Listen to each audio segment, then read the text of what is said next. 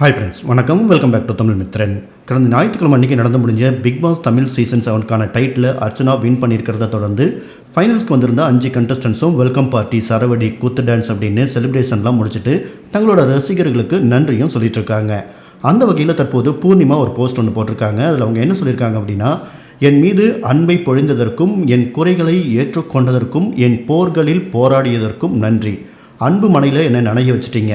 என்னோட மரியாதையும் நிபந்தனையற்ற அன்பும் இறுதி வரைக்கும் என் இதயத்தில் இருக்கும். அந்த 100 நாட்கள் மரணப்படுக்கையிலையும் மறக்காது. இனி உங்களுக்காக தான் நான் வேலை பார்க்க போகிறேன். நீங்கள் என்னென்னைக்கும் என்னோட இருக்கணும். என்னோட போர்க்களத்தில் என்னோட இருந்ததுக்காக கடைசி வரைக்கும் நான் நன்றியோடு இருப்பேன். எனக்கு ஒரே ஒரு ஆசை தான், என்னோட ரசிகர்களாக நீங்கள் இருந்தால் என்னை மட்டும் ரசிங்க, மற்றவங்களையும் ரசிங்க, ஆனால் ஒருத்தரையும் வெறுக்காதீங்க. என்னை பொறுத்த வரைக்கும் என்னை வெறுக்கிறவங்களா இருந்தால் கூட அவங்கள வெறுக்க வேண்டாம். வேணும்னா காதலிங்க. போற்றுவார் போற்றட்டும், தூற்றுவார் தூற்றட்டும், போய் நம்ம வேலையை பார்க்கலாம். நெகட்டிவிட்டியை இக்னோர் பண்ண தேவை கிடையாது. அதுக்கு பதிலாக அவங்களுக்கு பாசிட்டிவிட்டியை பதிலாக கொடுக்கலாம். அன்பையும் கருணையும் பரப்பலாம் அப்படின்னு பூர்ணிமா சொல்லியிருக்காங்க.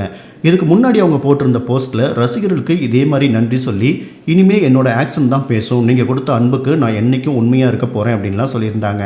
ஆனால் பூர்ணிமா போட்டிருக்கிற இந்த போஸ்ட்டுக்கும் வழக்கம் போல் அவங்களுக்கு வர வாழ்த்தை விட நெகட்டிவான கமெண்ட்ஸ் தான் அதிகமாக வந்துட்டுருக்கு.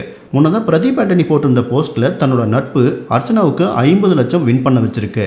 நான் அவ்வளோலாம் ஒர்த்து இல்லைன்னு சொன்னீங்கல்ல, இப்போ தெரியுதா என்னோட ஒர்த்து அப்படின்னு நேரடியாக மாயாவை டேக் பண்ணி அவர் சொல்லியிருந்தார். ஆனால் மாயாவோ பூர்ணிமாவோ பிரதீப் ஆண்டனி பேரை கூட மென்ஷன் பண்ணுறதை தவிர்த்துருக்காங்க. ஆனால் அவங்க போட்டிருந்த போஸ்ட்டில் தப்பாக பேசுகிறவங்கள கண்டுக்க வேணாம் அப்படின்னும், பூர்ணிமா போட்டிருந்த போஸ்ட்டில் நெகட்டிவாக பேசுகிறவங்கள இக்னோர் பண்ண வேணாம், கருணையோடு நடந்துக்குவோம் அப்படின்னு சொல்லியிருக்காங்க. மாயா அண்ட் பூர்ணிமா நெகட்டிவிட்டியை உண்மையாலுமே இக்னோர் பண்ணுறாங்களா, அல்லது தேவையில்லாமல் எதுக்கு பிரச்சனைன்னு ஒதுங்கி போகிறாங்களா, அல்லது இதெல்லாம் பெரிய உருட்டா? உங்களோட கமெண்ட்ஸை ஷேர் பண்ணுங்கள்.